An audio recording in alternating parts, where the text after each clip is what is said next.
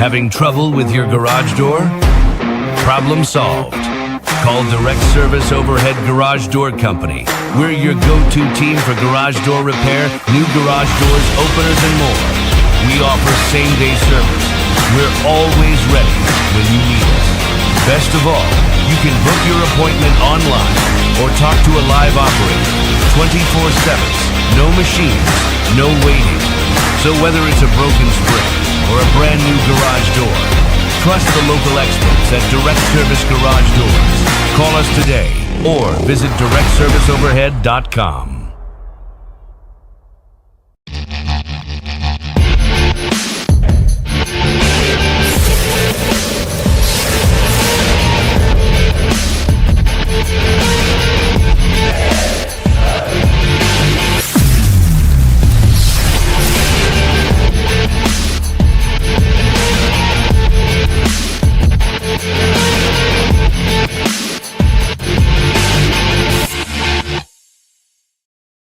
Yo, what's going on, everybody? I hope everyone had a great weekend. I don't know how you didn't, to be perfectly honest with you. I guess we have to have a moment of silence for both the Kentucky Wildcats and Big Blue Nation and, man, the Florida Gators. Moment of silence. It's totally. Is this the only way you shut up, Golden? Say what? Is this the only way you shut up the Florida coach? Oh, there is no shutting up a Kentucky fan, but you can have your moment of silence in Florida. Hey, man. Kentucky fans, man, they cheer about everything. Like, hey, we may have lost in the round of 32, but you know what we did do? We beat Arkansas during the season, and we beat, whoever else. Like, we beat them during the regular season. Who cares? They look for those silver linings in the clouds, man. Yeah, and they don't take kindly to their coach being called a huge doucher. Oh, Florida, yeah. So, yeah. I don't know what to tell you. I had a tweet just explode over the weekend, and Florida fans let me have it. Yeah, and Kentucky fans definitely. They came inside Bud Walton Arena, right, Tim? And that's their hang the banner. That's the thing. Hang the They're banner. A round of 64 champion. I saw people getting it wrong. People got it wrong because they're like, look, Kentucky can hang the round of 32 banner. No, they lost in the round of 32. They lost. They only get a round of 64 banner. That's right. That's how it works. They only won. That's right. Banner for what you win. Round of 64 champs, baby. Congratulations. And that was questionable. You saw everything that happened in that, right? They inbound the ball. The clock didn't start for a full second. And then the Santa Clara coach is calling timeout, running down the side of the court, calling timeout, not getting it. And Owe takes 3 or 4 steps. Yeah. Nothing called. He always does. I know. He travels so much. He's so bad. He's got a round trip ticket across the damn country as much as that man travels. It's insane. There's only about 2 or 3 basketball players that travel as much as him. One of them's LeBron James, who's well known for taking a layup from the half court. and the other one's Boozer. Boozer for Duke. I mean, that guy will take 6-7 steps trying to pivot around the lane, and he doesn't know what a pivot foot is. So yeah. Boozer's very. Don't get me wrong. I'm not going to take anything away from the guy. He is a great. He doesn't know what a pivot foot is. He's a great player. But yeah, he certainly. People call it the. You remember Alabama? It was the Alabama privilege. Yeah, people used to talk about. Yep. Duke is that. They are the equivalent of that. They're gonna be given the benefit of the doubt on 50-50 contact calls. On hook and holds, things like that, moving ball screens. I mean, if you watch them play, you see enough of it. It's so funny. I'll say something like that on a live show, or you and I will talk about it, and then I'll get a text from someone like, I didn't believe it until I actually sat and watched them play a full game, and oh my God. I'm like, yeah, I told you, bro. I told you. Like, I mean, I don't know. Again, we've been over this debate a million times. I'm not a tinfoil hat. The NCAA only wants the blue bloods to win, blah, blah, blah. I think if anything for TV ratings, watching a blue blood fall would do freaking numbers for these the TV people and the NCAA, but you do got to wonder, like, why the hell does Duke get away with what they get away with? And in that case there with Kentucky, like, that was absurd. You're right. He was trying to get the foul or the timeout called in. I just tried to join the Patreon. Did it go through? Oh, I don't know, Fish. I've been busy trying to go live here for the last little bit. Let me check while we're doing that. I don't see anything on my end. I think we've been through this before, haven't we, Fish? Like, wasn't there a period of time you could not figure this out? It's not that hard. We have a you could look in Discord. If you look at the pinned at the top, you can see the step-by-step what to do. It's real easy. I mean, it's actually not hard at all. Fish has had issues with this, though. God bless him. Okay. Hey, if you guys are hopping in here, make sure you like, share, hit the subscribe button. Yeah, joining Patreon. By the way, follow in Fish's footsteps. Sign up for Patreon. Super chats are great. I'm going to tell you guys something. I'm going to give you a look under the hood really quick. AdSense revenue, which is who sends YouTubers their money based on super chats and ads. I'm not going to tell you how much they sent me, but I got a lot of super chats throughout the last 28 days or whatever it is. Their slot for when they hand out AdSense revenue. Guys, they take a lot. I'll just say that. And I love the super chats. Keep them coming. That's great. But if you really want to support the channel, it is on Patreon. Patreon does not take near what YouTube does. YouTube rips off its content creators, if you want my honest opinion, on super chats and just on AdSense in general. It's changed a lot since we had these adpocalypse 1 and 2. We've had 2 adpocalypses. And all I've seen is revenue just drop for independent creators who don't have massive followings. So that's why when I say truly support an independent channel, you join Patreon. I realize 70% of the audience doesn't give a damn about that. I'm not saying you're careless and you're like an asshole. I'm not saying that. I'll listen to someone's live chat and I'll hear them bring up Patreon. I'm like, okay, fast forward. I get it. I'm that too. But consider this is your boy we're talking Arkansas, your sport, so specifically to your damn state. We're putting in the work. So I would appreciate it if you would just go peep at the page. You just go click the link, click a Patreon link and just go peep it. There's going to be more content because we got more recruiting stuff and spring camp. So yeah. Okay. He's got the Patreon tag in Discord, says other. Okay. Awesome. He figured it out. That's great. Yeah. And also join Discord. That's how you support. So what were you, Tim? I'm sorry. You were about to say something a second ago. My fault. What were you going to say? Oh, I don't know. I don't know, but I'm looking at Brady's comment here. Mm-hmm. Gotta love how Kentucky hires Pope, and for 2 years in a row, BYU has a better recruiting class than Kentucky. What I love is that Kentucky doesn't have a recruiting class. Yeah, there's nothing. As of yesterday, I went and looked. They have 0 signed recruits. It's really bad.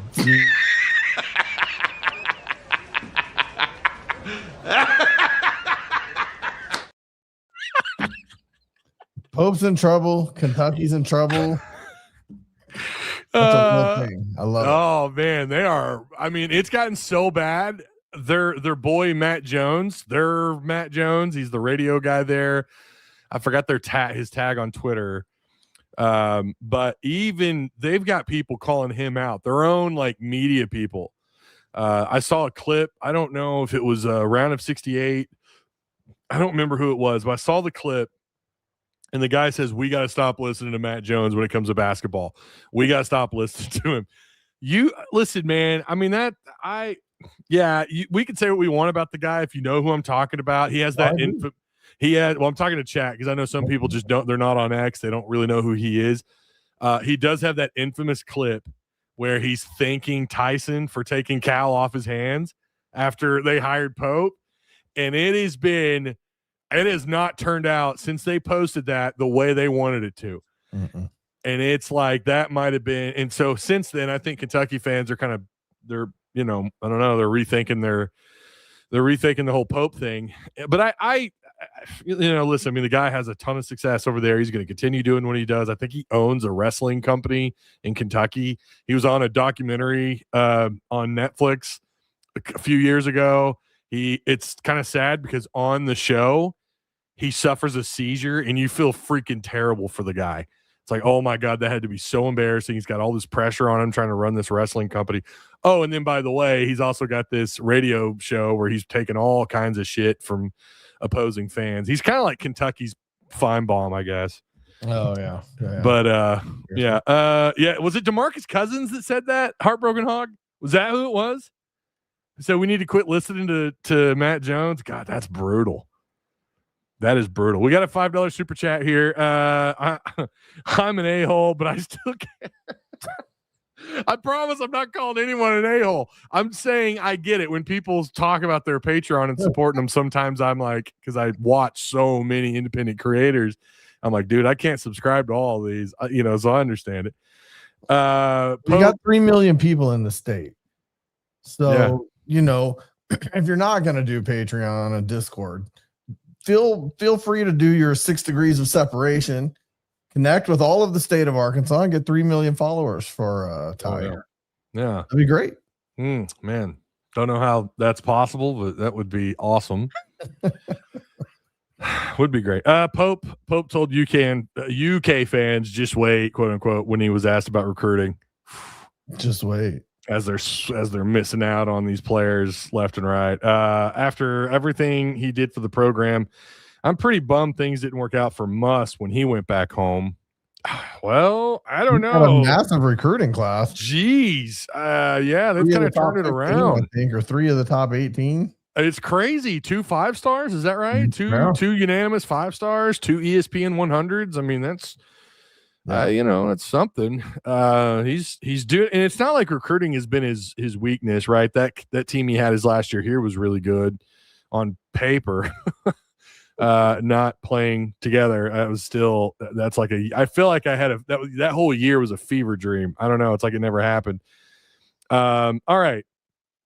Let's get into the first part of this here. I don't know if you guys are paying attention to the odds. I know a lot of people this time of year, it's kind of like, listen, it's a tournament. Anything can happen. Right now, according to the matchup predictor, and if you want to go into the DraftKings, which is way more favorable, but 76.6% in favor of Arizona over Arkansas, Tim.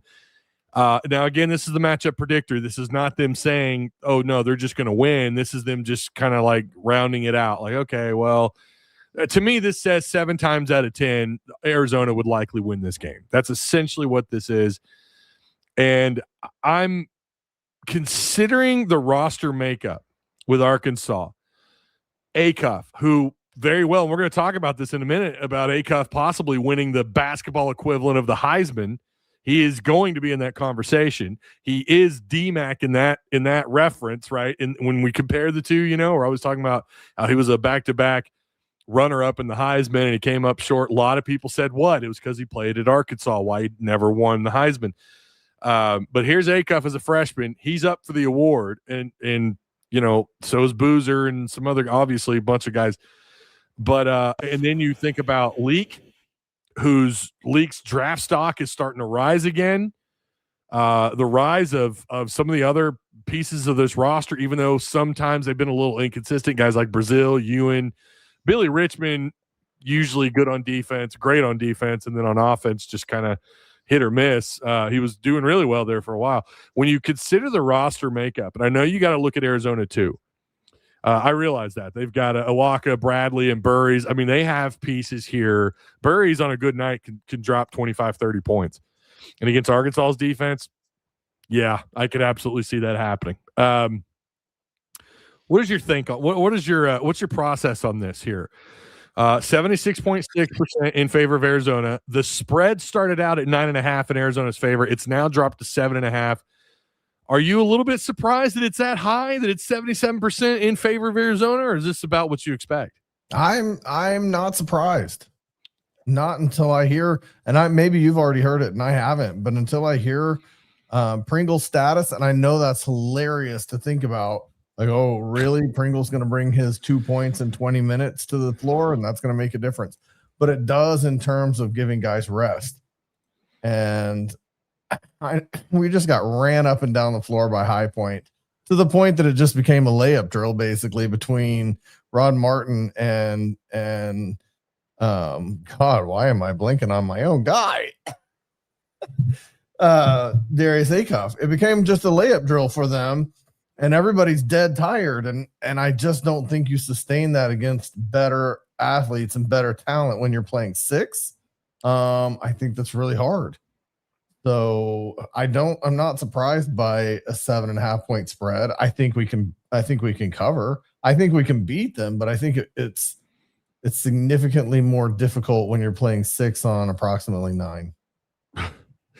Yeah, and what happens? We know they're one injury away from a catastrophe. Like, and of course, it depends on who it is, right? If it's, I don't know, I'm trying to think. Like, everyone has some value, even Wagner. I guess Wagner would be the guy where you're like, okay, we've got Acuff. He's going to play the point anyways. We're fine there. I guess that would be the one spot, maybe the one player where you wouldn't be, oh my God, but it would still, I'm not saying it wouldn't have an impact, because it would, because he comes in and he gives Acuff a little bit of a breather, even if it's just for a couple of minutes off the ticker. They're so thin, and this is the criticism of the roster makeup, or the roster build that Cal has. This is the criticism right here. You're in postseason play and you're down, no Pringle, no Ewan, guys who can. No Knox. Who did I say a second ago? I'm sorry. Ewan. That's Ewan. Sorry. No Knox. No Knox and maybe no Pringle. Who knows? I think Pringle's going to play. I'm pretty sure I think he was good to play in the last game. They just decided to hold him, which I think that's probably a smart move. But yeah, Knox is not what we keep hearing. Knox wants to play now. Knox wants to be on the floor now. What I understand to be true is the only way he plays, it might be national championship game if Arkansas were to make it that far. And that's not good news, right? So you're already down these guys. And so this is the criticism this is absolutely the criticism that Cal has gotten, especially his 2 years here, and especially this year. You just can't afford any more injuries. And, Arizona can be pretty physical. They can be pretty physical. I've watched them play a little bit this year. They can absolutely, they're really good at putting you out of position, boxing you out, clearing lanes.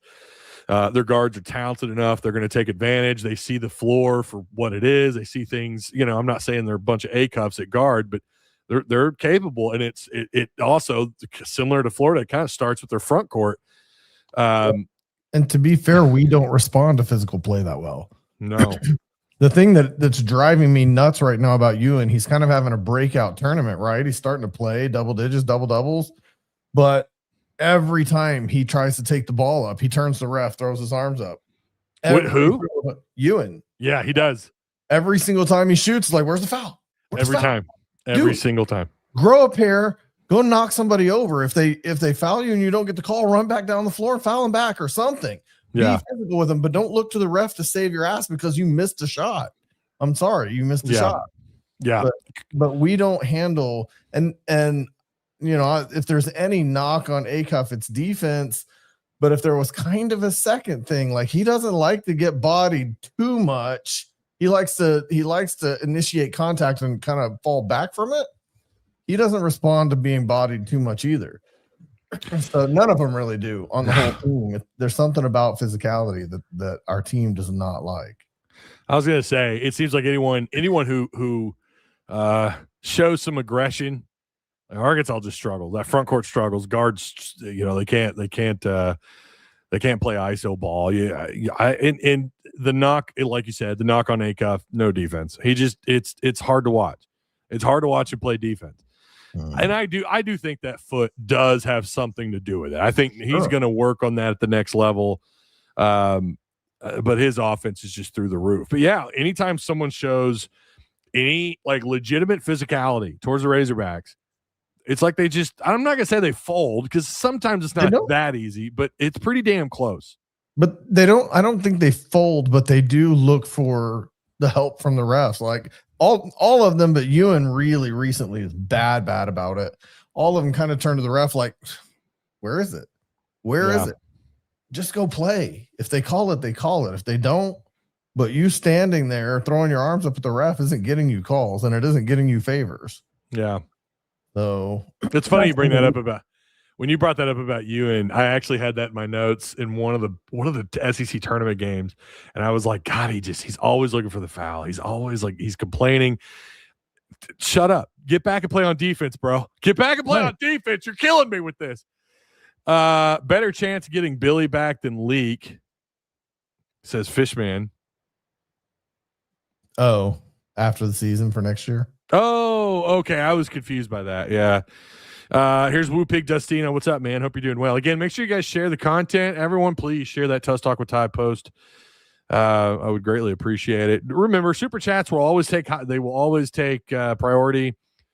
Like I said, I love that you guys think highly enough of me or me or Tim to do that, to show up with some super chats. But joining Patreon, like I said, is so much better until YouTube gets their shit straight.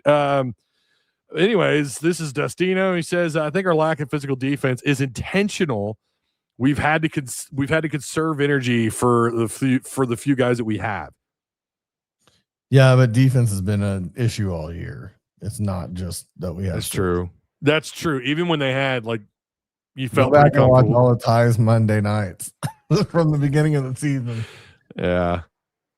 I mean, there was a time when they did have a full 8-man rotation, and the thoughts were, who is going to be the ninth? Unfortunately, that just didn't last long enough, and now they're down to the 7-man rotation with Sealy, who has not come along, didn't get those opportunities.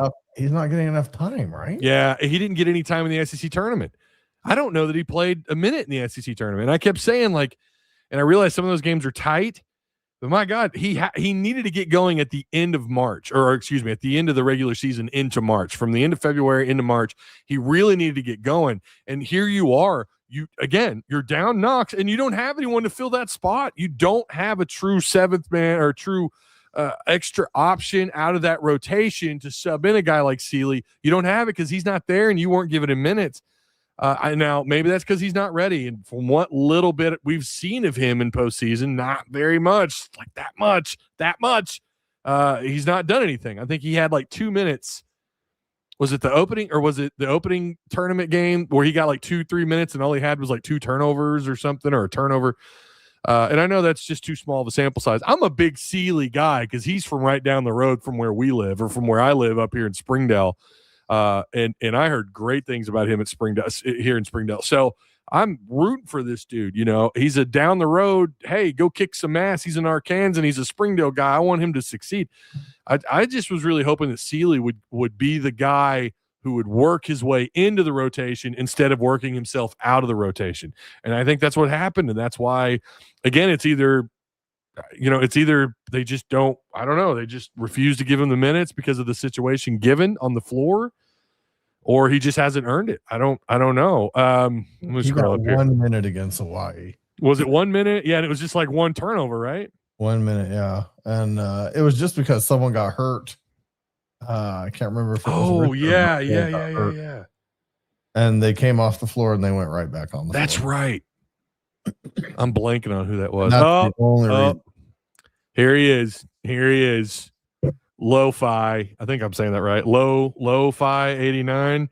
Told y'all about the SEC. He's been in my comments just harassing people. Okay, he's not harassing people, but he's getting after them, thinking that we're not selling hard enough on the SEC. Okay, I mean, they ended up getting 4 in while the Big Ten got 6 in to the Sweet 16.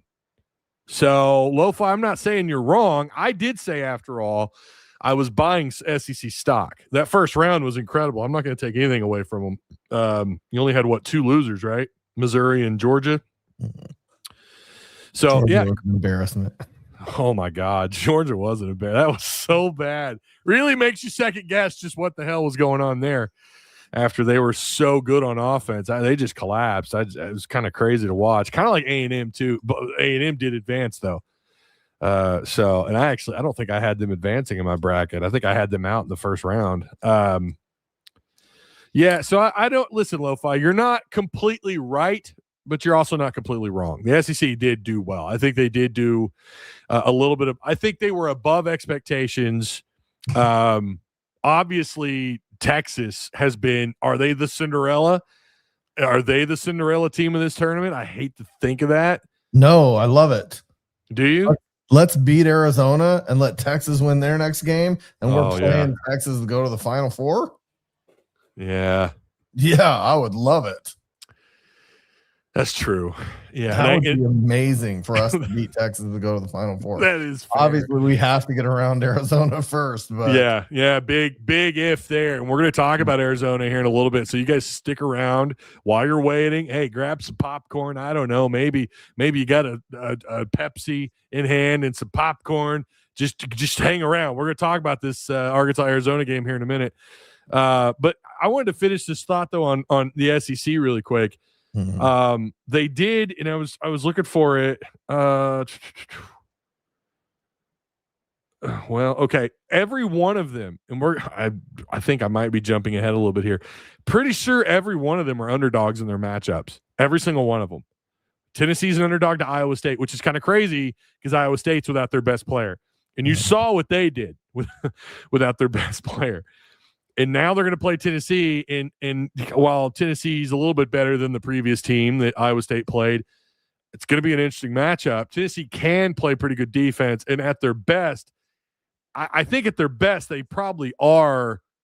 I think this should be about as far as they go. I think their path was not as tough as expected. And they're going to play a banged up Iowa State. But they're an underdog in that one. Arkansas is obviously an underdog to Arizona. Texas is an underdog to Purdue, and Alabama's an underdog to Michigan. So, I mean, while you're not wrong, Lo-Fi, it's also not looking great that the SEC is going to go very far beyond the Sweet 16. I don't know if you call that a failure, the SEC getting to the Sweet 16 with 4 teams and then nobody advancing beyond that. I think it's pretty good for that many teams out of a conference to make a Sweet 16 run. I think that's pretty damn good. I don't know. Do you want to pick, Tim, before we move on to this Acuff thing? Do you want to pick how many teams you think advance? And without saying who. You don't have to say who because I know you got an interesting take on Arkansas and Alabama. But how many of those SEC teams do you think advance out of the 4? Again, it's Alabama, Michigan, Tennessee, Iowa State. Not advancing. Tennessee's not advancing. Oh, you're just going to come out and say it. Well, don't say Arkansas. Don't talk about your Arkansas take yet. Who's the other one? Texas and Purdue. I mean, that one is a question. I mean, I give them a better chance against Purdue because Purdue can blow that game. And Texas can play out of their minds. I think if anybody moves out of those 3, Texas does. Okay. Iowa State's playing too good even without Joshua Jefferson. Yeah, without Jefferson. They're still playing great. Yeah. I actually said they would lose. I was like, oh, they lost Jefferson. They won the game that they actually lost him, and that ankle injury was nasty. Yeah. I watched the replay of that, and I was like, my God. I didn't watch the replay. I didn't want to see it. I didn't want to see noodle. I didn't want to see the noodle. I'm good. And that's what it was, noodle foot. But yeah, so I was like, oh, they're done. And then they just came out and took care of business. So I think they'll do the same thing again. I don't think Alabama has a chance against Michigan. Michigan is legitimately good. If you watch them play this year, yeah, they're legitimately good. In fact, in my bracket, I have Michigan winning it all. I do too. I have Michigan taking the whole thing. So I won't say anything about the Arkansas game. I don't know that I have any special hot take about it, but it might be slightly different than some others think. Based on the conversation you and I had earlier. I'll say I think if there's anyone that does get an upset, I think I might be with you with Purdue and Tennessee or Texas. I kind of thought the 2 seeds this year, and I am surprised. I didn't think UConn, regardless of what I put in my bracket, regardless of what I put there, because I'm not gonna lie, there were some games I was like, whatever, and I just kind of flipped a coin and picked whoever. It's probably why my bracket is freaking terrible, but. UConn was not, I didn't think they were worthy of a 2 seed this year. And I kind of thought the same thing about Purdue. However, Iowa State and Houston are damn good 2 seeds. Like, those are I could see either one of those two or both of them making it to the Elite Eight in the Final Four. I think I'm with you on Texas and Purdue possibly being an upset. I would take Purdue. I'm going to take Michigan. A part of me wants to take Tennessee against Iowa State because Tennessee has a habit of it seems like they match up pretty decently against teams like this. It's going to be a slower pace game, probably low scoring. And as I say this, everything's going to be the opposite. We know how this works. I think I might actually take Tennessee over Iowa State and it'd be a really close game. However, with their star player, if he were playing, I'd probably take Iowa State, and that's how much I think he tips the scales here. Yeah, I might actually take Tennessee simply because, listen, Rick Barnes is Rick Barnes. I get it. He chokes. Getting to the Elite Eight is tough for anybody, and Barnes can get there. He just can't win it all. I think this might be like that moment for him where it's like, no, we're gonna. He's a good coach, man. I mean, regardless of what happened at other schools, he's a good coach. He's getting these jobs for a reason. I'm just going to say, just because Iowa State's without their star player, I think Tennessee might surprise, and that would be an upset in this bracket. It would be the only bigger upset would be Texas over Purdue, who's the 11 versus the 2 seed.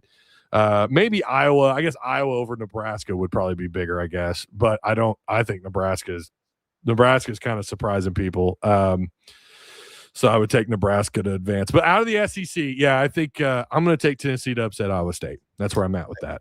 I think you just said the biggest if I had to pick just the biggest upset, it's not a big seed upset, but St. John's beating Duke to me would be the biggest upset. And that's the matchup the media wants is Cal versus Pitino. Yeah, that'd be great. Slick Rick. That would be these two known little insider rivalry. The media knows about it.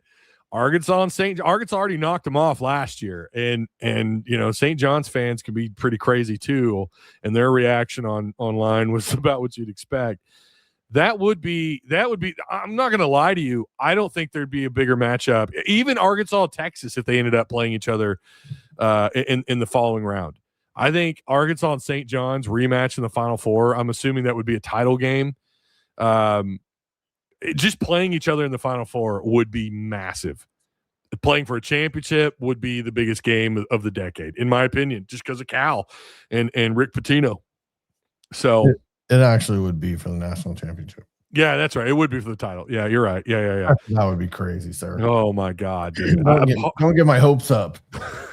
I don't think it happens because I obviously Duke, right? Like, anything can happen. St. John's, it's weird how he kind of put this team together.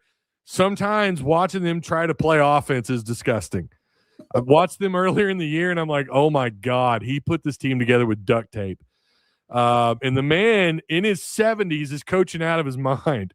He's putting every last ounce of coaching ability he has into this team, and they are pretty well coached. I mean, it's definitely reminiscent of an old school, like his type of ball, what he used to do back in the day. It's reminiscent of that. They could get an upset. I'm not going to say they won't, or I'm not going to argue too much with anybody who says opposite, but I'm going to take Duke in this, but I want St. John's and Arkansas for the title. That's what I want more than anything. I think that would be bigger because the Arkansas-Texas rivalry, guys, let's not kid ourselves. This is not the rivalry it once was. It never will be ever again. For the old school fans like my dad and my uncles and all my older family members, yeah, that's a big game because that would be to play to get into the Final Four. So, but obviously playing for a title in and of itself would be a big deal. And then you're doing that against Pitino. I mean, come on. It doesn't get much bigger than that. I think that'd be the biggest game of the decade. Well, what's fun about that is I think in the SEC and in basketball, Arkansas and Kentucky is what Arkansas and Texas was in the Southwest Conference. And so Pitino, for the longest time, that's where that rivalry started, Nolan versus Pitino. So it would be fun to play him for a title. It would be kind of reminiscent, even though it's not Kentucky. It's still Rick Pitino. He kind of travels the same way Calipari does. So. Interesting too. though. You know, those two would be, especially with that, again, the inside kind of rivalry between them. St. John's turned the corner and hit another level. This from Unbiased Brim. Hit another level after that game versus Providence, where dude was roughhouse and throwing punches. Yeah, they've turned it around, and it's just classic Pitino, man. Like he is a high quality coach. There's no doubt about it. Pitino he's everyone thought he lost his curveball. Same thing with Cal, right? After he left Kentucky, like, no, he lost his curveball. He's not that he's old. You know, they're never going to get back to where we were at, and yet here they are, back-to-back Sweet 16s when he couldn't do that at Kentucky for the last few seasons. Oh, okay. Arkansas Country Boy says, I can't wait to come to this show Thursday night and say I told you Arkansas would win. I don't recall saying that they wouldn't win. He must be talking to someone in chat. Neither of us said they wouldn't win. Yet. So I don't know. I don't know what you're talking about, Country Boy. I didn't say. You must be talking to chat, son. I don't know who you're talking to. All right, this is. Can Acuff win the Wooden Award? Can he? He's got to win more games. There's a difference in the question here between can he win it, does he deserve it, and are they willing to give it to him? And the fact is, they're really not willing to give it to him. And this is the Darren McFadden situation all over again with the Heisman. They don't want to give it to him. Like ESPN posted. I think I sent this to you on in our group chat. ESPN posted on TikTok 3 guys, and they had the commentators sitting around the table, and they're like, "Who's your pick for the Player of the Year?" And one of them said Boozer, and one of them said a guy from Iowa. And then one of them said Acuff. But if you go to the comments, every single comment on the post on TikTok was Acuff. There were people going, I'm a fan of Duke, but it's Acuff. I'm a fan of Iowa State, but it's Acuff. Like everybody was saying Acuff underneath, but the national commentators were like, well, it's Boozer, or it's that guy that I think hit the 3-pointer for Iowa to put down Florida. I've seen but they don't. The media does not want to give it. I agree. They don't want Acuff. The national media doesn't feel like they want Acuff. They're bragging on him and they're talking about him. But yeah, you're right. I mean, they ultimately, or they try to bring in like Landenberg from or Lindenberg from Michigan, or Darren Peterson, or Jeremy Fears, Kingston Fleming's kid from Houston. Yes. Who's just a really good guard. I don't know that he's, I don't, and there's some other names. Obviously, you already mentioned Boozer. It feels like it's going to come down to Boozer and Acuff. Here's what I have on Boozer. Round 1 versus Siena, because I just knew that, that's where we were going to go with this. Boozer was 4 of 11, but he had 22 points, 13 of 14 from the free throw line. 13 of those 22 came from the free throw line. And we know he gets all the calls. He gets all the damn calls. Now, he did have a crazy game. I mean, he had a double-double with 13 boards. Fantastic numbers, no lie. But again, like I mentioned, I have it noted here, like I mentioned, 13 of those points came with the charity stripe. And he had 5 turnovers in that game. Mm-hmm. And then round 2 versus TCU, he shot better. He cleaned his game up a little bit, 70%. I think he was 5 of 5 at the free throw line. Surprised it wasn't, 14 attempts at the line. But again, another game where he has a double-double, but then he has 5 more damn turnovers. He has 10 turnovers in 2 games. To me, and you guys know, I put a big deal on turnovers. I think for every 4 or 5 turnovers, I treat that like a single fumble in a football game that you lost. To me, that's how I treat it. That's how I see it in my mind when you're talking about turnovers from a single player. 10 turnovers in 2 games? That's, to me, I don't know, man. I get it. There's going to be bias because it's Duke. You got to be kidding me. Like that number, not great. Now, and to be fair, Acuff, I'm not going to defend his turnovers either. But it ain't 10. It ain't 10. And he's played, in my opinion, a lot better. Here's something, too. Seth Greenberg, this was back in like January. He was asked about, at the time, about Acuff and what he's doing. Darius Acuff, if Arkansas makes a run, Now, we all have our own opinion on what the hell a run is. I mean, to me, making the Sweet 16 is you're going on a run, in my opinion. And if Arkansas ends up winning the SEC, they did that. They're on what I would think is a run. It's because this guy's going and doing a lot of things that he did in that Tennessee game. Big shots at the end of the game. So clearly Seth Greenberg at the time thought extremely highly of him and several others. He's gotten all kinds of compliments. But again, that's Seth Greenberg on his favorite to win the Wooden Award. That was the question to him, and that was his response. If Arkansas makes a run, Arkansas ends up winning the SEC. They didn't win the regular season, but they won the SEC tournament. And they're on this run because mostly of Acuff. I don't know, man. Like, this is the way I see it. If they lose to Arizona, if Arkansas loses to Arizona, no matter what Acuff does, if he goes off for, 28, 32, 34 points, as long as Boozer's alive in this tournament, it's over. Like, he's going to win it. I think he's probably going to he's going to have a big game against Arkansas.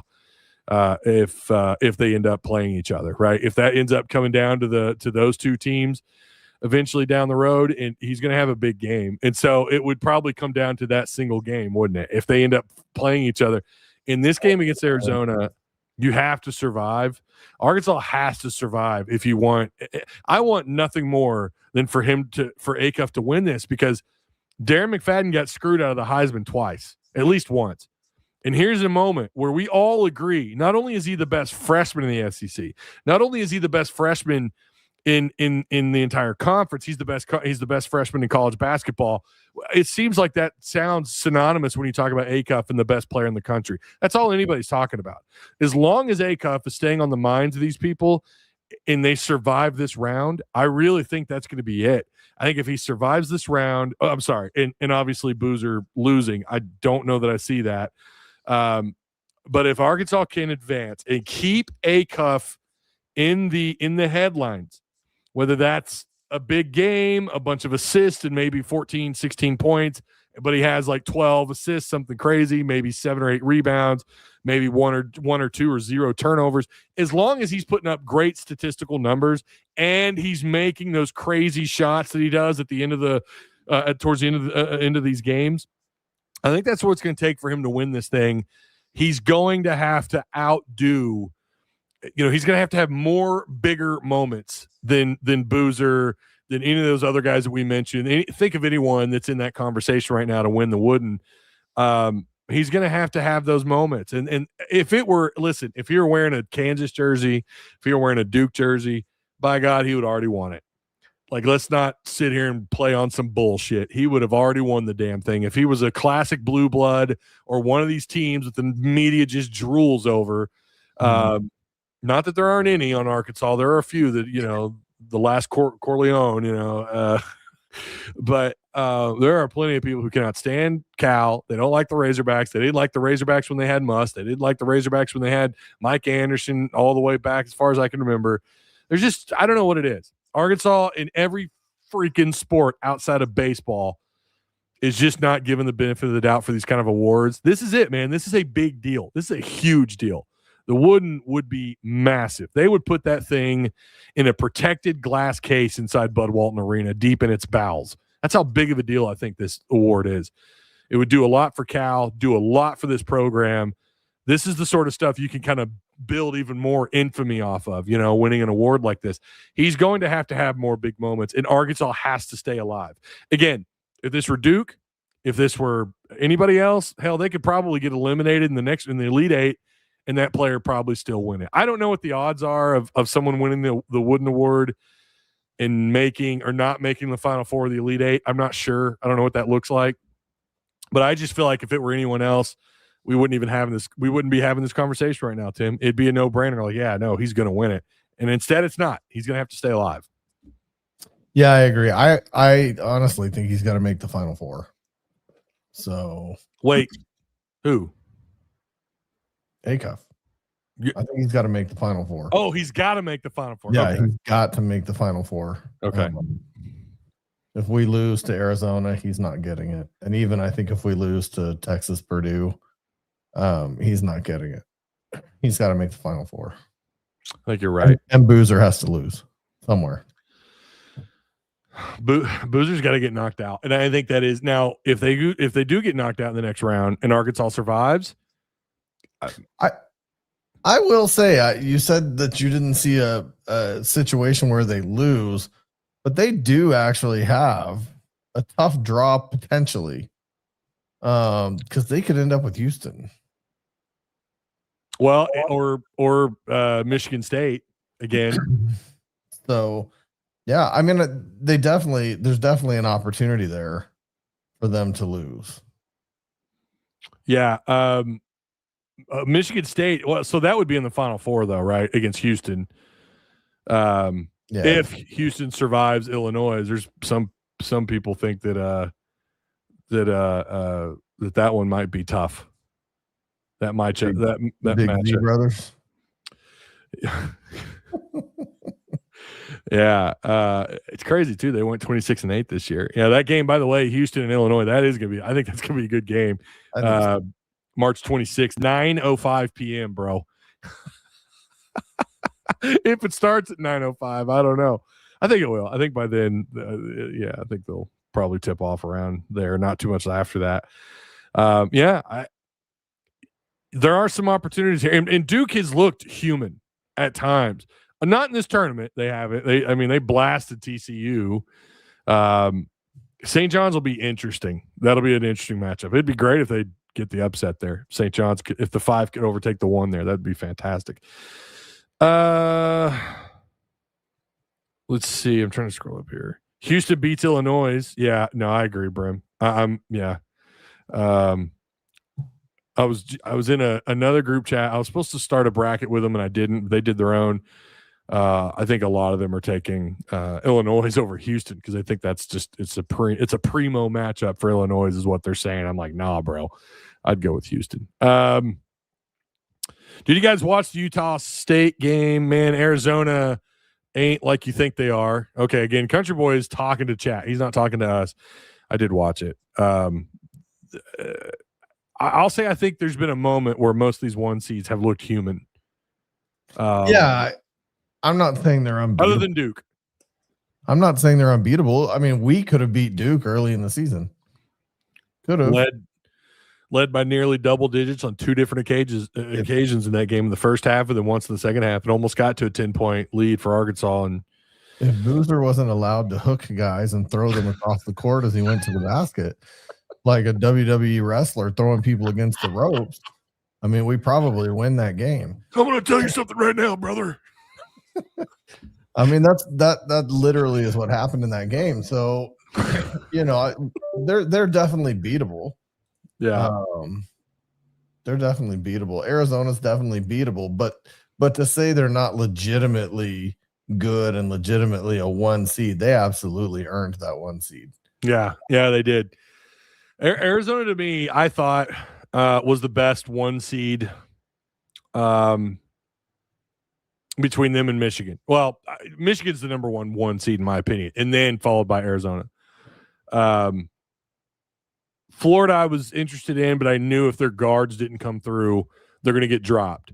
If their guards, and that's what happened. Boogie Fland, 6 points or something. I mean, their guards, Xavier Lee is like all they have at the guard spot. Like they don't have anyone else really.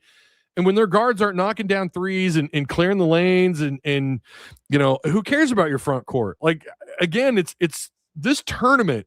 And this is what you like about Arkansas. Man, it seems to favor athletic guards.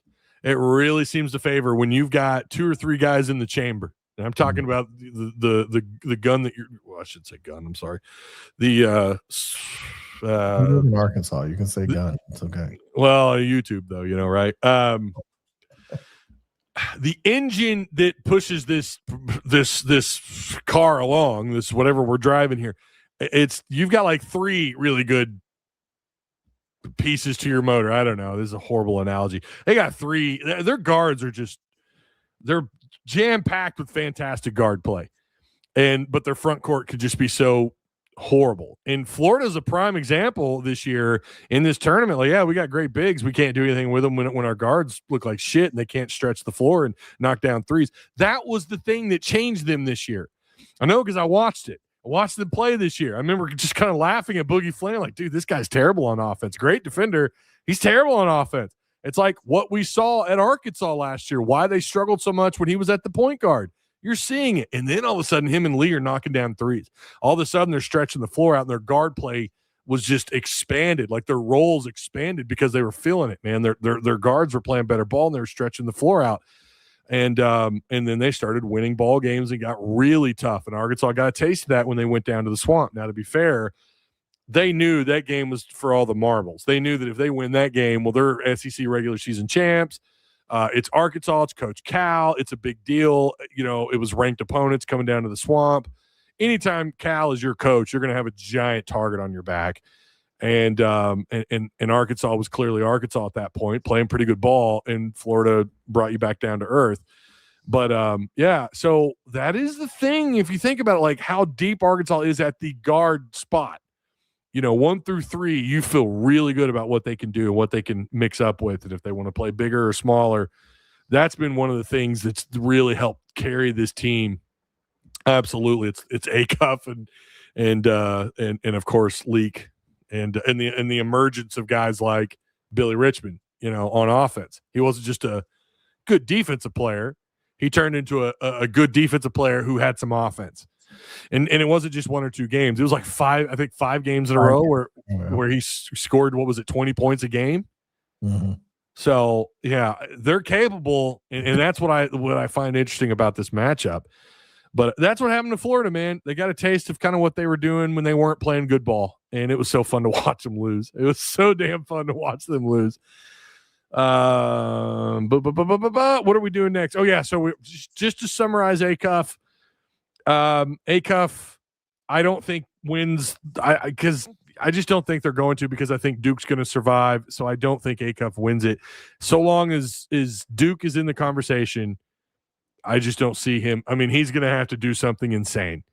3 more buzzer beaters. I don't know, like last second shots. You know, crazy numbers. He's going to have to play at a higher level, which is not fair to him, because I do believe, call me biased, he is the best player in college basketball.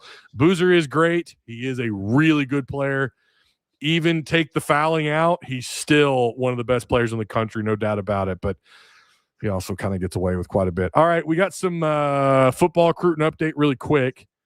Arkansas makes the top 6 for Emerson Lewis, 4-star corner, 5'10", 185 pounds, out of Savannah, Georgia, playing at Calvary Day School. Again, he's a 4-star. 247 has him as a 3, is a top 51st overall corner, but the composite score, he's a top 40 corner. He's a top 35 player in the state of Georgia. That's a big deal. Again, that's Emerson Lewis for this 2027 class. I've got a Patreon video or an audio log I'm going to upload about recruiting. I have been asked, like, why are we not picking up commits yet? Like, what's going on? I figured by now you got to factor in some stuff, right? But yeah, they are right now in this 2027 class. They have just 1 commit. Bradley Sturdivant out of Sheridan, Arkansas, 3-star, 6'3", 300-pound interior offensive lineman, most likely going to play guard, possibly maybe center, you know, who knows. But a good-sized kid. Only other offer on the table, according to 247, and I've not verified if he doesn't have maybe some more offers that just haven't been reported. I don't know. But his only other offer, according to 247, is App State. So I don't know. I'm not saying that's how good or bad Bradley Sturdivant is. It's just that his recruiting hasn't really kicked in yet. Sometimes it happens, especially when you're from Sheridan, Arkansas, right? You got to kind of like Acuff, you got to shine a little brighter to get your recognition. You know, you got to do something to get yourself really out there. But he is a 3-star. So we'll see what happens. Visits are going to rack up starting in I think late April into May, and then obviously June. So again, I'm going to have an update here soon this week on where we're at as far as recruiting for Arkansas football. So, and we're going to have way more spring football stuff going on that we will report on. All right. SEC bracket thoughts. We've kind of already gone over this, actually. Before you do that, real quick, there's a super chat related to last topic. Oh, let me see. Let me go back. Which one? Cold Steel Rain. Oh, okay. I'll tell you why it's not. Oh. For the exact same reason as Acuff is it. BYU lost. He's not in the discussion no matter what because they're out. So, yeah. I mean, he's good. He's obviously good, but they lost. And if I remember right, they didn't even win the Big 12 tournament. He's certainly a name that came up quite a bit after the tournaments were all over with. All the conference tournaments were over with. He was certainly a name that people kept bringing up.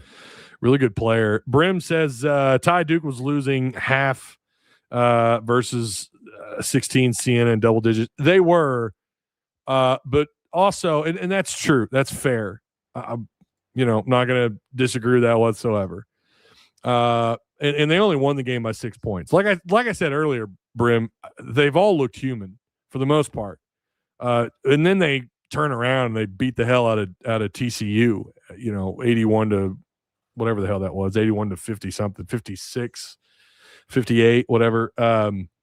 Yeah, Duke is human. I think it's Michigan and Arizona that are the two best ones. But watched a little bit of the Duke TCU game a little bit, caught some of the highlights, went back and kind of watched what I could. Duke still Duke. Like, they're still a really good team. They are a 1 seed for a reason. Part of it's because they're Duke for sure.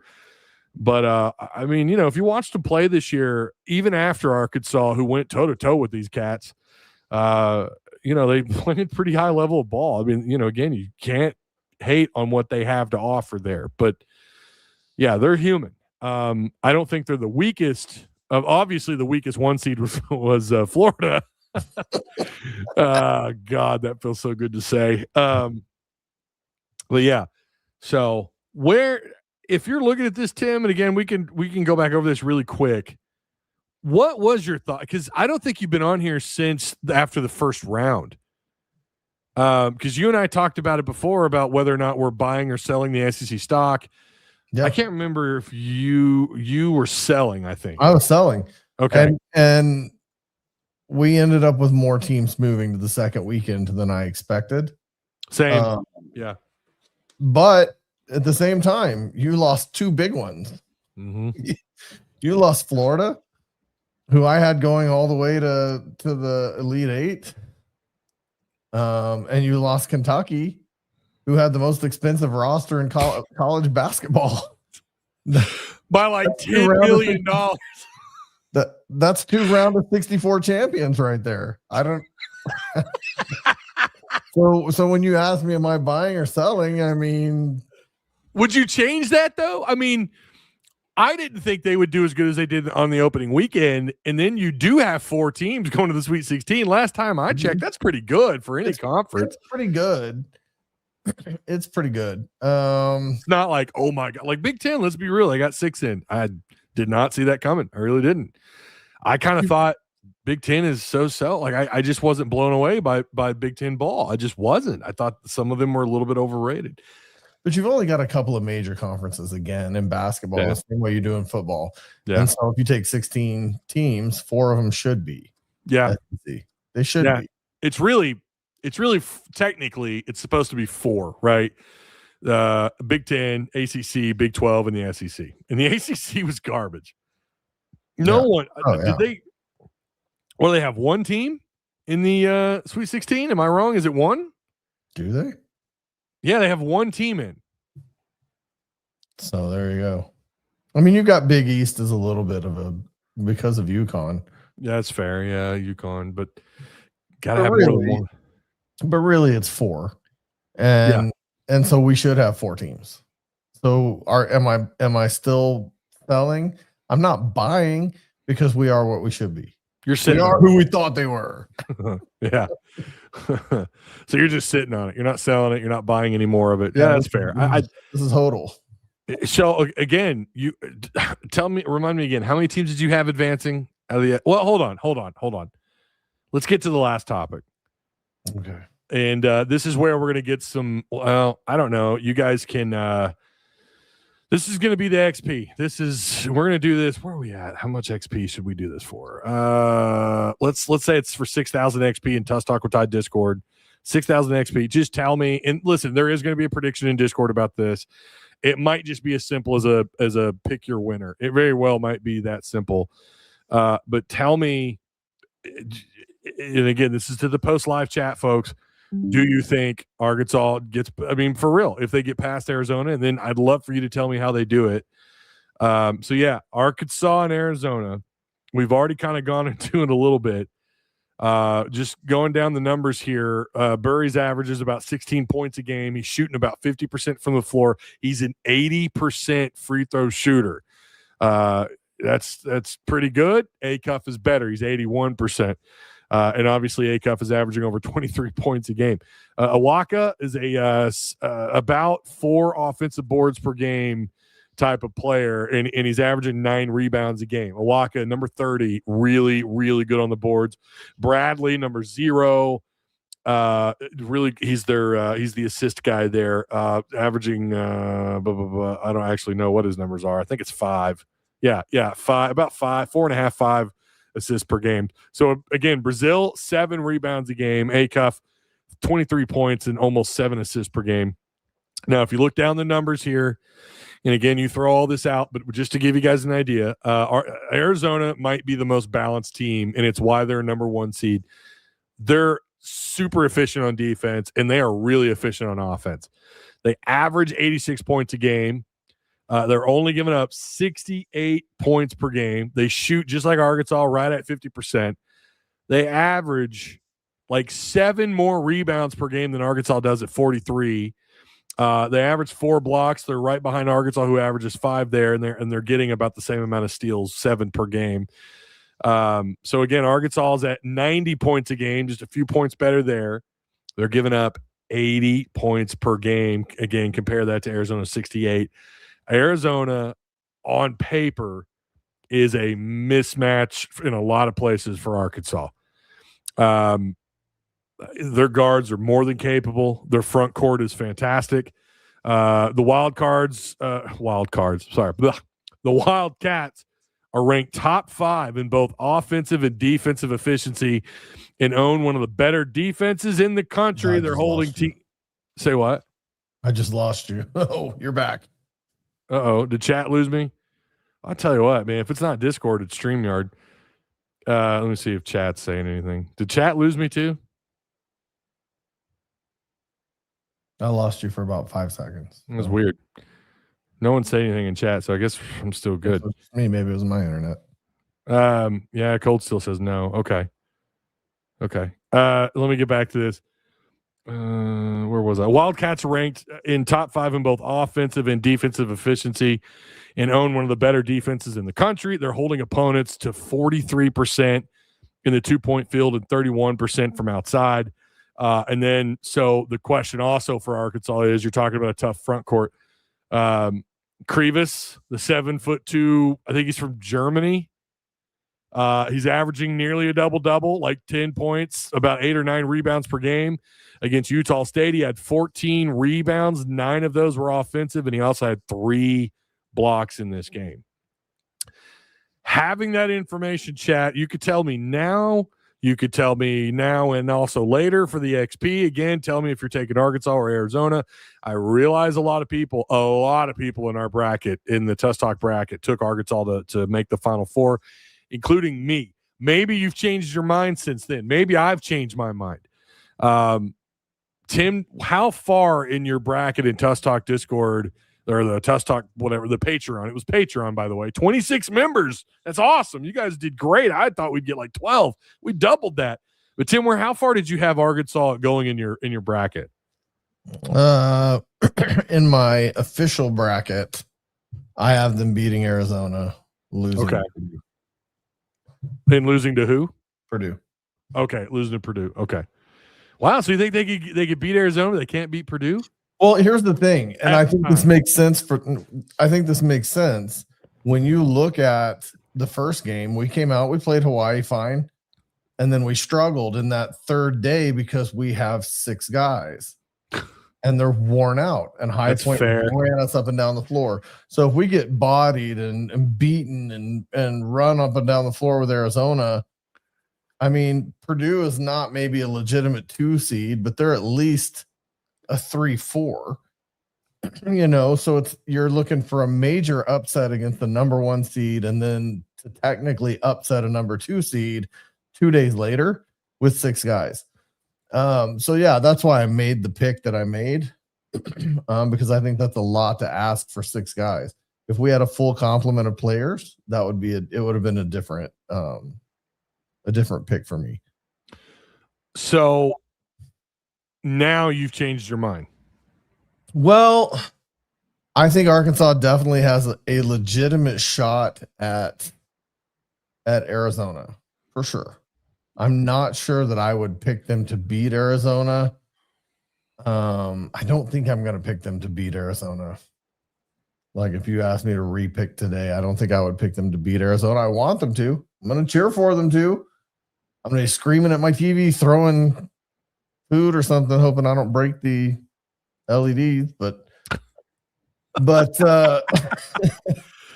yeah, I mean, I just don't see it with the lack of depth. What's your famous saying? Quality depth matters. We have none. We don't even have bad quality depth. We have no depth. We're a puddle.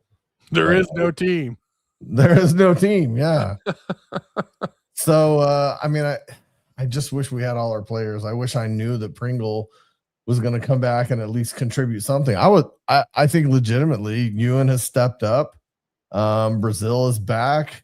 If Billy plays his 20-point performance kind of play, we absolutely could run Arizona out of the gym. I just don't know with the lack of depth. We got people answering now. John Oliver, who just came back to legendary status at Patreon, by the way. He's picking Arkansas.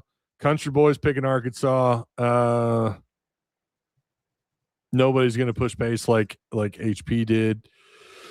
I'm trying to scroll down here. Here's one. Tim's wrong. Hogs win. I hope you're right. I think a full complement of healthy players, we do win. Does Pringle come back and actually contribute at a decent level, or does he give us 12 minutes, no points, 1 rebound and 3 turnovers and 5 fouls? Then, I mean, he might as well have not come back. Heavenly Cutta says the problem with you thinking that is we've been playing with less for 9 games now. Arkansas will win. Yeah, I mean, they are going to get some rest too. I mean, it's not like they're coming off, they're not playing a game 2 days before, they are going to get some rest. They stopped somewhere before they got to San Jose, and I don't remember where that was at. But you're also comparing Ole Miss, Vanderbilt to Arizona, High Point to Arizona, Hawaii to Arizona. Sure, we went on a 6-game run, but we didn't actually have an Arizona type of opponent. Vanderbilt gave us a good game. High Point gave us a really good game and shouldn't have, but we haven't faced the number 1 seed type of opponent. So I understand what you're saying. We went on a run with less, but we played less talented teams. I will say, I think High Point, I think if they were in any other bracket, I really think they probably advanced to the Sweet 16. I agree with you. High Point was so good. And I went back and rewatched it, not the whole thing, but definitely went back and watched clips and what I had on the quote unquote DVR or whatever. On the computer here, they Arkansas had some lucky breaks and probably got a couple of fouls that probably weren't fouls or 50-50 calls at best, and they actually gave Arkansas the benefit of the doubt. That's not why they won. Arkansas won because they had just way better, pure talent. I mean, they, like I said in the post game, they willed their way to win that game, thanks to Acuff. But it wasn't just Acuff; it was everyone that got minutes in their own way. They certainly, again, they willed their way into that victory. They need games like that. They're going to have to do that. With Arizona, it's different. This is a really, really tough matchup. Now, I was reading through here. Arizona only plays a 3-guard rotation. Yeah, it's not. I don't think it's a lot of guards. I think it is just. It's kind of similar to Florida in some ways, where they don't rotate in. I think Florida rotated like 4, maybe 3. Oh yeah, Country Boy saying we get Pringle back. I think they are getting Pringle back. It sounds like that is the case. Here it is. Charles Harper says tie Arkansas 89, Arizona 85. Okay, Arizona had problems with teams like Arizona had problems with teams like us, Texas Tech and Houston. Well, we're not like Houston. I don't know what you mean by that. We are nothing like Houston. Houston's defense we know we played them. Houston's defense might be the best defensive team in this tournament. So we're nothing like Houston. We give Arizona a problem, Ty, says Monster. Says, Kyle there. She's chugging down a Monster and listening to the live show, to the Monday Night Lights live show. I see you, Kyle. And he also came back to Patreon. I see you. He became an $8 member. He joined you, Tim, an $8 club. That's awesome. Kyle says, so Tim, you think we get beat by 30? I love this. If you don't say the Razorbacks are going to win, you're calling for them to get blown out, run out of the gym. That's what's happening. You didn't say they'd win, so they're going to get blown out. No, we could give them a good game. I've never seen a basketball will quite like Darius Acuff. I mean, I'm not calling him the next Jordan. I know that'll be the next thing somebody throws in my words put in my mouth. But there's not a lot of will to win like Darius Acuff has a will to win, like Michael Jordan had a will to win. He can keep us close. I'm just not sure without real significant help that he can get us over the top of this one. Like it didn't happen for Alabama. He 49 points. The guy was playing with 3 scrubs. The 3 water boys, the towel boys were on the floor playing for Arkansas, and Acuff willed us. Oh, Alabama? Alabama, yeah. Yeah, at Alabama. And he willed us to the edge. He did. There's only so far you can take a towel boys. So they looked a little lost when pressed. Who looked lost? Not Arkansas.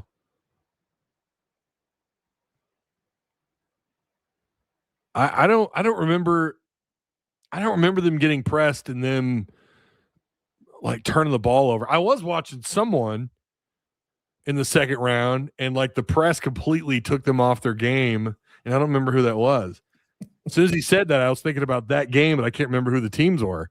I was watching someone and they pressed and it just completely took them. Arkansas's done really good against the press this year because of their athletes, because of the everyone's got great handles. There's only one guy I don't trust if he had the ball in his hands versus the press. That's probably like Brazil or Ewan. Oh my God. Ewan's handles are terrible. Ewan, oh man, do not bring the ball up court, please. I don't know. Maybe he's talking about someone else. Tim.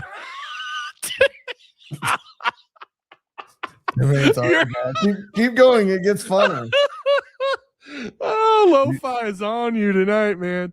The other Mike says so. Tim saying Acuff is the next Kobe. Yep. That's those words. They came right out of my mouth. Hold on. I was under the impression Tim was a Razorback. I'm sorry. I'm wearing the Only Hogs shirt. And by the way, about to put out the Only Hogs GOAT number 5 on the back shirt. Here shortly. I'm just happy it's not me catching it tonight. That's all I'm gonna say. Oh boy. Tim even Fishman loves the Tim comment. Arizona turned it over a ton versus USU. Maybe that is who I was watching. No, it wasn't. It wasn't that game that I was watching. A ton. What was there? Now, hold on. What was that number? Hold on. Yeah, Utah. It was Utah State. Hold on, it was because I was thinking about that. I was thinking like it was Utah State and Arizona. My bad. You watch so much damn basketball over the weekend, you get them all mixed up. It was Utah State. They forced Arizona to turn the ball over 11 times. Now, to be fair, last I saw, Arizona's assist to turnover ratio isn't super great. Like that would probably be that I could see, and I might need to double check that. But that's been, I think that was around the time when we were in the conference tournaments. And I was looking up all the assist to turnover ratios. And I was looking for Arizona, and I don't think I found it on the front page on NCAA on their stat sheet. Now, who knows? I might have overlooked them. But in this game, they had only 8 assists. They were actually negative in this game. Arizona was negative. They were 8 assists and 11 turnovers. It was Utah State. That's right. I can't believe I forgot that. It was now. I did catch. I know I watched quite a bit of their first game. In that game, they did really well. There, they had 16 assists. It was something like if I could pull it up here. 16. There it is. 16 assists, 10 turnovers. They're kind of wonky in that area, and again, I kind of want to double check that and look at their numbers on the NCAA site. But yeah, that's who it was. That's right. That's right. Yeah, I watched so much. Tim, like this amount of basketball that I have watched this year. I don't know about you, but most previous. It is so because it's so much better. We had someone in Discord the other night say that this tournament's been. It was Judd. Judd said that this tournament's been disappointing, and I was like, what? Are you watching the games? What are you talking about? This has been like one of the best tournaments. I'm trying my best to watch as much ball as I can. It was a topic on Eric G in the morning. Oh yeah. They talked. I like Eric G.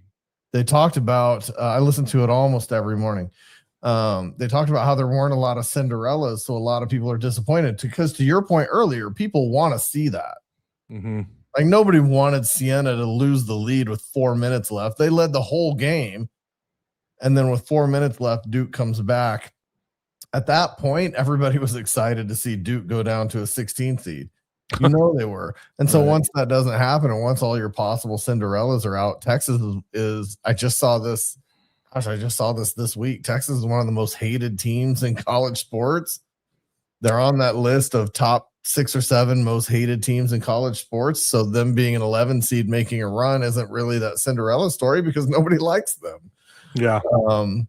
So there is some feeling that this is a disappointing tournament. At the same time, the viewership I read this morning was up 9.5%. Oh wow! Overall tournament viewership? Yeah, it was up 9.5% over last year. I believe that. I mean, this has been. I try to watch now. To be fair, again, I'm not trying to make excuses, but father-in-law was in the hospital, and even he and I sat and watched some basketball while we were there visiting with him. And Sunday we try to make that family day. So even though it's kind of my job to watch as much ball as I can, family's going to always come first. So I'm going to miss some games. I'm going to have to go back and watch. But believe me, I'm like sneaking my phone up, and I'm doing that whole husband. The husband score check face, where you're like, oh, yeah, no, I'm just texting dad. What are you talking about? I'm not looking at the score. That's what I was doing, like, quite a bit. We went to this new Korean fried chicken restaurant in Rogers right there next to the Mercy Hospital. Okay. It's really good. It's really good. But, yeah, like the whole time I'm, like, trying to look at my phone, look at updates while we're hanging out. But, yeah. That's awesome. I believe it. Tournament's going up. I believe it. So yeah, and imagine if we do get that Cal versus Patino championship game, dude. That might be one of the most watched games of all time. I mean, really, because you got to take. I know people are like in the mindset of, well, Arkansas's not. They're not Duke. They're not North Carolina. They're not Kansas. What are you talking about? It's Cal. It's Cal and Patino and the history that they have. Going as far back. I mean, when you thought of college basketball, there was a time where you thought of those two. And of course, no one was there throughout the 80s and 90s in the mindsets of people, but couldn't maintain that success the way that these guys have. And I mean, yeah, that would, I don't know. Maybe I'm crazy thinking that because there's been some excellent championship games, but Patino versus Cal would be massive. I feel like we're asking too much though. I'd settle for Arkansas versus Duke. Oh, yeah. Again, yeah, absolutely. Arkansas versus Arizona will be the game of the week. All eyes on Acuff. Acuff, as long as Acuff plays, the Arkansas is going to be they're going to be on the forefront of everybody's minds because of Acuff and Cal, but because of Acuff, absolutely. Tim hates Texas. That's true. 57,000 people picking Hawaii to win. I feel no remorse adding an L in your bracket. Oh, is it that many people? Well, when you think about the amount of brackets that are filled out, that's probably not that high, actually. There's so many brackets just on ESPN alone. It's like in the millions. It's crazy. Just not being impressed by something.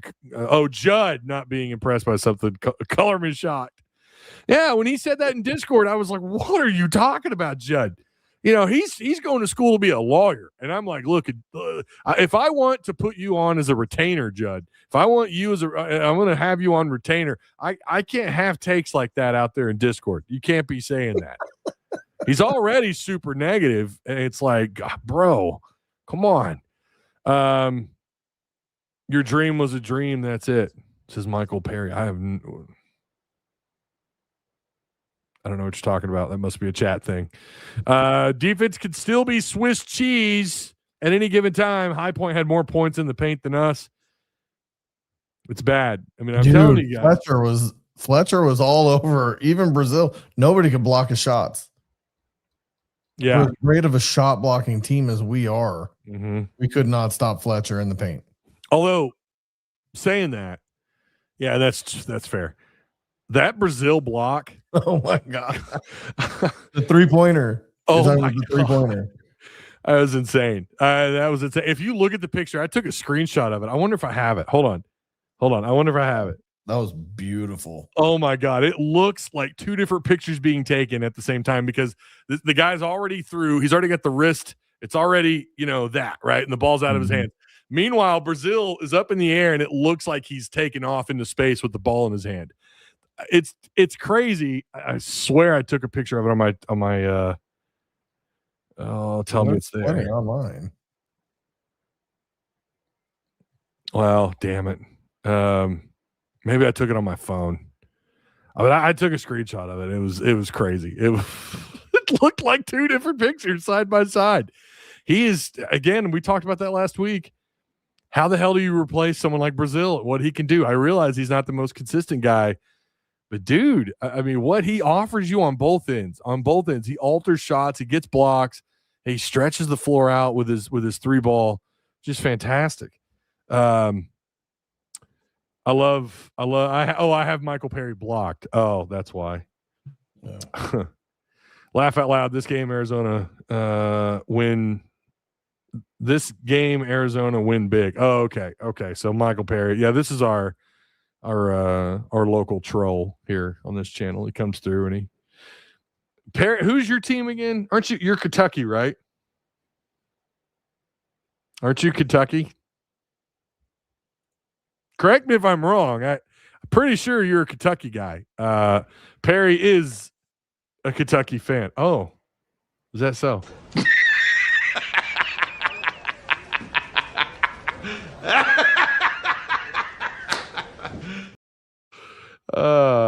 Congratulations on your round of 64 championship. Oh, it feels so good. I saved that, but I really saved that just for Kentucky fans. That's the whole reason why I put that there.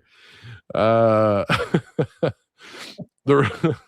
road to a natty, beat number 1 seed Arizona, and then maybe number 2 seed Purdue, then a 1 seed Michigan, then maybe Duke or Patino. Nothing extreme,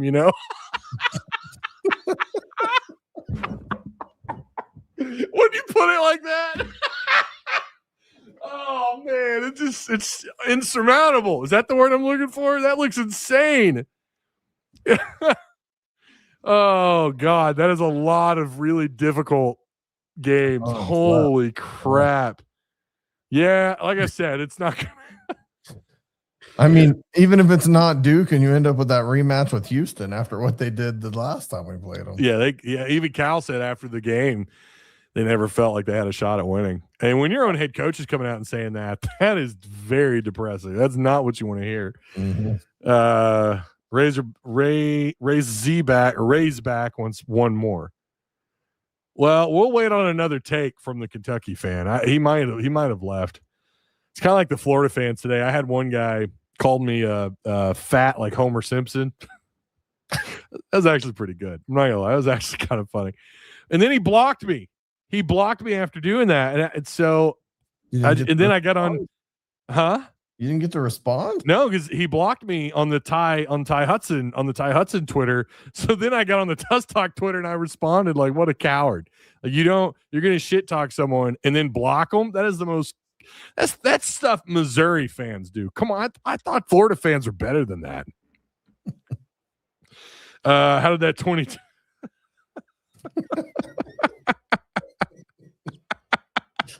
All right, that deserves one more.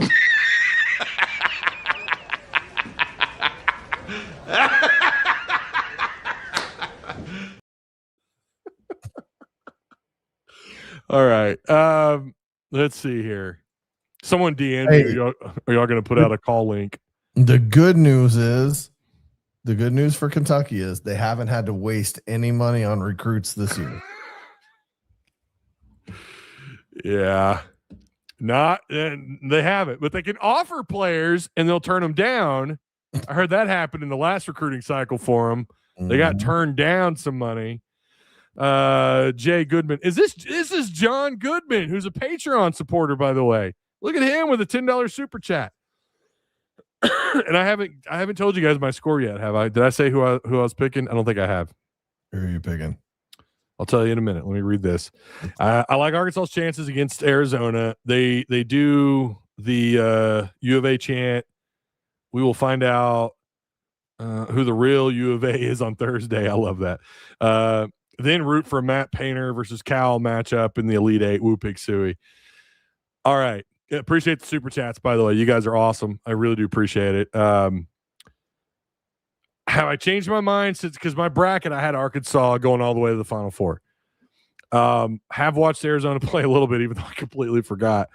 And by the way, yeah, they did fold a little bit under the press. And I don't know that Arkansas can press like that. They're not really, like, that's not something they really do. They do every once in a while. I'm not saying they never press, but they don't press like that. And Utah State was in desperation mode, and then they end up getting beat up on pretty good. Arizona has completely controlled these two games. Yeah, it was against Long Island. It was who was a 16 seed, because they were the 1 seed, and then number 9 seed Utah State. Arizona is as good as that. They are as good as advertised, and maybe a little better. I don't like this matchup, especially with the front court. Like, from that point, I think Arkansas does end up with a little bit more rest here, which could come into play. Obviously, if Pringle's healthy, that's going to help take minutes off Ewan and Brazil a little bit. That's going to be huge to even get someone who hasn't put up the stats that we wanted in a Pringle. You also got to look at it this way. Does he come in with a ton of rust and play like absolute shit and get into foul trouble? Or is it the other way around? He's completely rested. He could have played in the last game, probably. And he comes in and he's exhilarated and he has the best game of his life, or at least since wearing a Razorback jersey. I think either one of those two things are true with him. I'm not saying he's going to put up a double-double, but, maybe 8 points, maybe get 7 or 8 boards, maybe a few offensive rebounds. He just has a game like he's never had because of the amount of rest that he's had. I think that's possible. I wouldn't lean that way. Maybe somewhere in the middle is kind of where I think he ends up playing. And is that enough to kind of push the needle against Arizona? This is a tough one. I am going to take Arkansas to win the game. This could, and here's the thing. I think one of two things are going to happen. Either Arkansas probably trails by as many as 12, 14 points. It looks like Arizona is going to take off. They are very efficient on both ends of the floor. But Arkansas has been extremely efficient on offense. And I'm not so sure. Arizona's played a lot of great teams, no doubt about it. I do think the Big 12 was a little bit fraudulent this year. I do a little bit. I think the SEC is a better basketball conference, but these guys finished at the top, right, in the Big 12, and they're obviously the 1 seed.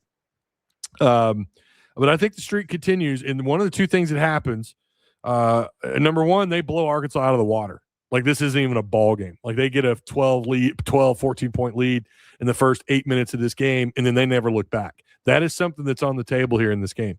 Or the other way, which I think ends up happening, Acuff does what Acuff does. Leak comes through and he's knocking down those corner pocket threes, and he catches a little bit of fire.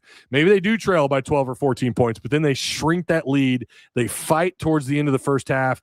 Maybe they don't take the lead, and I know Arkansas's only lost like 2 games this year when they've had the lead, and their record when trailing, I'm not sure what that is off the top of my head. Can't do the math right now, but it's going to be tough, but maybe they fight their way back into the end of the first half and they continue that trend as we've seen them do a million times coming out of a TV timeout or whatever towards the end of the first half, inside 7-minute timeout. And all of a sudden they're playing way better ball, or Cal or someone calls a timeout, and all of a sudden they come out and they run just a beautiful play, right? Maybe something easy around the post. Not that anything's going to be easy around the post against these guys, but then whatever they're doing in the end of the first half trickles into what they're doing in the second half. And then they take over, and it's back and forth, and Arkansas finds a way, whether it be in overtime or regulation, final few possessions, they play out of their minds and they win by a couple of points. I think I'm leaning towards that way. I might change my mind on the morning of game day. I don't know, because Arizona is capable of beating the living shit out of Arkansas. They are absolutely capable. This is a very good team. I'm now thinking they might be as good as Michigan at that 1 seed, maybe around. They're at least similar in terms of how good they can be. They're absolutely capable of winning a national title. But I am taking Arkansas, but I think it's going to be a very, very close game. That's what I'm thinking. But if it gets ugly and Arkansas can't recuperate, if there is no Pringle, that's especially going to get tough, because you need someone to help dry up those minutes for the other bigs for the rest of your front court. I feel like you really need Pringle here. I really do. If not, just for the case of getting some cheap, easy fouls, right? Kind of slow the tempo of the game down for a minute and to make some changes, whatever you need to do, and then he gets in a little bit of foul trouble, and then you put Ewan back out on the floor like we've seen them do. You need Pringle. I think you need all hands on deck. Obviously, Knox probably not going to play. So I'm sticking with my pick in my bracket. I'm taking Arkansas, but it's going to be tough. So obviously I think Arkansas covers the spread, which is 7.5, and I'd take them by like maybe 2-3 points. So I think it's going to be tough. I certainly hope it doesn't go the other way, though. After all the shit we've been talking to these other fan bases. And then only for Arkansas to get absolutely whooped like they don't belong there. Arkansas I'm sorry. I swear to God, I feel like I'm dyslexic sometimes. Arizona can't contain the Hogs. Go Hogs. Yeah, Arizona's about to play an offense. I don't know they've seen anything like this, like an Acuff, what Leak can do. Ewan, for that matter, on the offensive end, Ewan, like you said earlier, Tim, Ewan can absolutely, get up some points and offensive rebounding. He's become the best offensive rebounder on the floor for the Hogs. Yeah. There's a couple of things I think were interesting in the first 2 games. There were a lot more air balls shot in the first 2 games than we usually see. That's one. And there were several dunks that were blown. And I wonder if that was the travel from Fayetteville to Portland, if that kind of affected it some, that we didn't shoot quite as well. Like, you should at least hit the rim. You should expect to hit the rim most of the time, but it seems like there were quite a few air balls in those first 2 games. And I wonder if we stay out there, if we get that fixed a little bit, and provide opportunities for rebounds. You know what I'm talking about. Even High Point in particular had several, or not High Point, Hawaii in particular had several air balls. It was just like, what's going on here that these guys can't hit the rim? Is it something about that gym causes a depth of field issue, or are they just tired? Yeah. So maybe that is corrected this week. That would be great. I think Blake put in the chat, Acuff needs to have an Alabama type game. I agree. Wow. Yeah, I agree. I think he needs to probably go for 40. If he does, does Arkansas win? Is that going to be enough? Because it wasn't enough against Bama. Well, there have to be more contributions. I'm not backing off of that. There has to be more contribution. Yeah. You can't be playing with 3 towel boys. So, yeah. I mean, no offense. Those guys went in and didn't make fools of themselves in the Alabama game. So for not having played a minute all year long and going in, they did well. They did what they were supposed to do. But he needs more help than that, more assistance. Dustin says defense wins championships, which is fair. This team isn't a championship team. If we're being honest, we're not deep. We're not deep at all, and we have garbage D. I'm just happy seeing how far we can take it like this. Sweet 16 is great. You know, you're going to hang a banner in Bud Walton for making the Sweet 16. We don't hang banners for making the tournament. We hang banners for making the Sweet 16, Elite 8, Final Four, so on and so forth. So they're getting the banner, but I want to win a title. I mean, I just, and even though I don't think they can, I still don't think they will. I don't think they'll win the title. I said that in my bracket, and I said that before the tournament started. I don't think they win a title, but I think they're good enough to go on one hell of a run to add more, numbers, years on their banners of making, the named part of the tournament, the Sweet 16, Elite 8, Final Four. I think they're good enough to get there. I don't know. And it's kind of like what Dustin just said right here. It's the thing you and I have both been complaining about all year is their defense. And it's not championship level. The offense, and they're pointing it out in chat. They are. Some of them are saying like they're going to have to get it all done. Acuff's going to have, like you said, and like we were reading someone's comments about how they have to have this high caliber game out of Acuff, and not just Acuff. Everyone has to. Again, it's all hands on deck. One last thing I was going to bring up about Arkansas and Arizona. Did you see how many? So Arizona is a high 3-point percentage team. They make like 36% of their threes or something. It's up there with Arkansas, but they only make like 5 a game. They only average like 16 threes attempted per game. It's not a bunch, and it tells you they're pretty confident what they could do inside the paint. Yeah. So that, if you think about it, that's actually a little bit more. That's kind of what makes me, I don't want to say tremble, but it makes me kind of like second guess a little bit of what I've said tonight. Like, damn.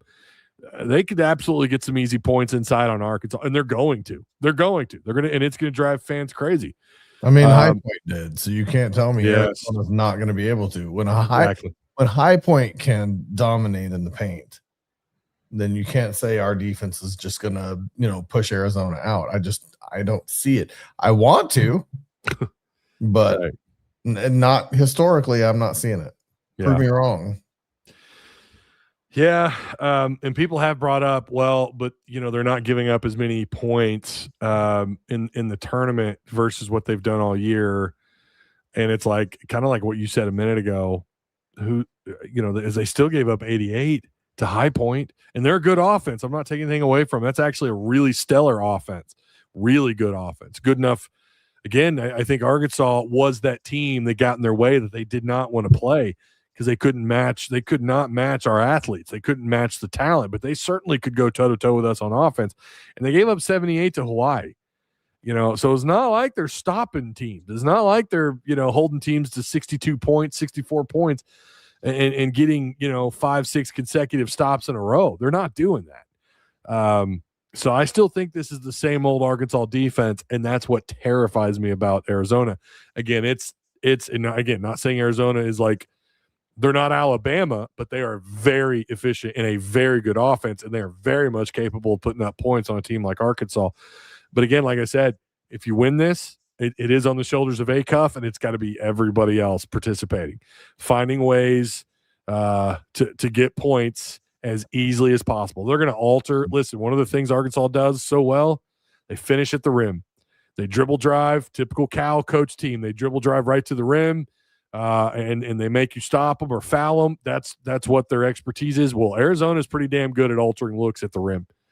So, yeah, this could be a tough one, man. I mean, this really is between them and Michigan. I don't know who I'd want to play less. Like I don't know. These are two teams that are capable of winning the whole thing. So, I don't know. All right. Well, I think we got her done. We laughed at Florida and Kentucky fans.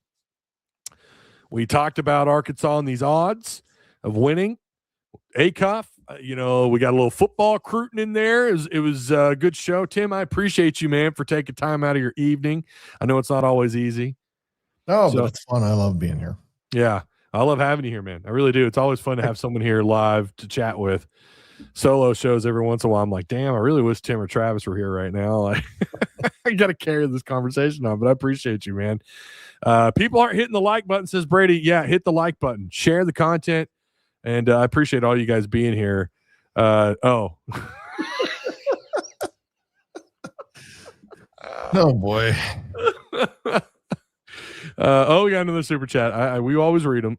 Sienna ran out of gas against. They did, and that is fair because they sub-zero times, 5 guys, 40 minutes, and Boozer getting 14 points. Well, or 14 free throws. Yeah, he had a lot, and that was a lot of his points, like we pointed out earlier. Yeah, you're not wrong, John. You're not wrong. And I'm not, listen, man, I'm not telling you it's impossible. Like I told you, John, I'm picking Arkansas. I mean, I am. He's showing you he's hitting the like button. I see what you're doing. That's how you do that. Hit the like button there. I can't do that unless I log into one of my if I log into my Tyzilla 83. I can't do that. So, Ty, if we lose, why? So win or lose, you guys want me to shave my head or my beard or something? It's not happening. They've been trying to get me to shave my head and my beard for like 8 years. It's not happening. Come back when you do it. So when you shave it, it doesn't come back. So you better not. Yeah, if I shave mine, listen, I'm thinning out, man. I told Sarah I'm probably going to be bald by the time I'm 45, and that's fine. My dad's bald. He's a handsome guy, bald. He doesn't grow out his. I was 24.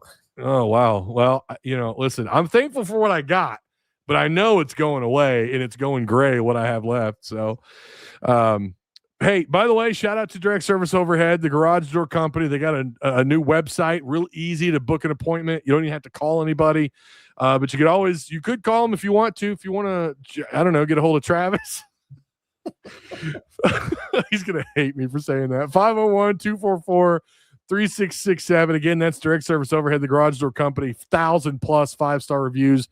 And they've been kicking ass down in Central Arkansas. Affordable outcomes, quality parts, emergency service. They have it all.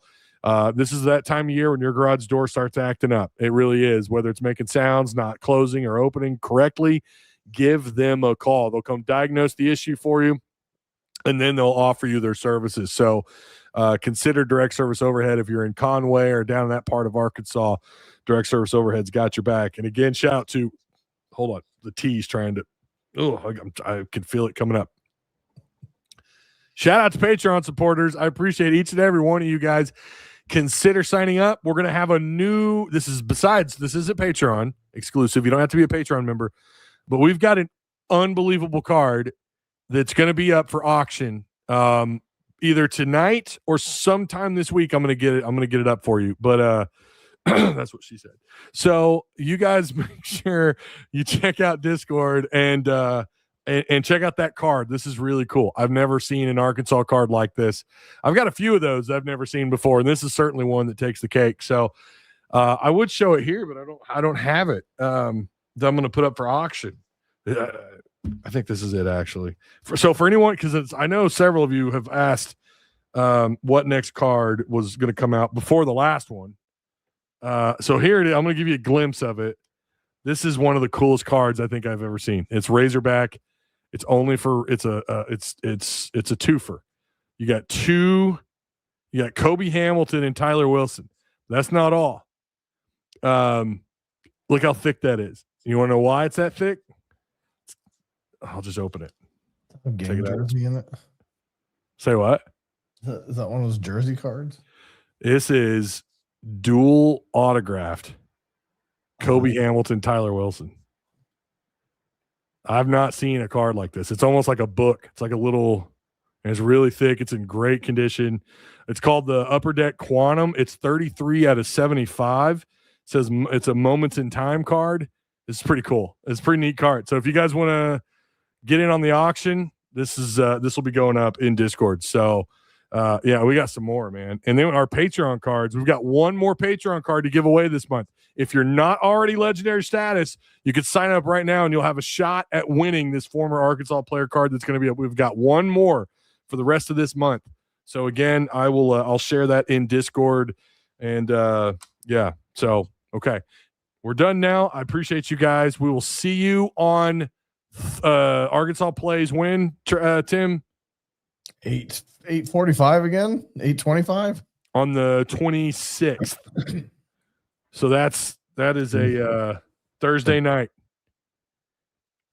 Thursday night, 8:45. God.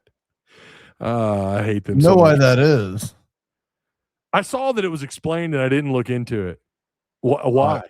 Well, Cal said in the post game of the Hawaii game. They didn't realize we were a good afternoon team. Oh shoot. Now they're gonna schedule us for night. Next two games, 8 o'clock at night. No, it's because we're on the West Coast and that's 6 o'clock. That's fair. Yeah, that's 45 San Jose. Yeah, that's fair. But it was just funny that he made that comment and suddenly we have night games. Yeah. Yeah, I saw that. Yeah. Well, okay, there you go. I thought you were going to give us like a super deep in cut behind the scenes. No, it's just a West Coast game. Just like you don't see San Francisco playing at home at noon in football. Yeah, that makes sense.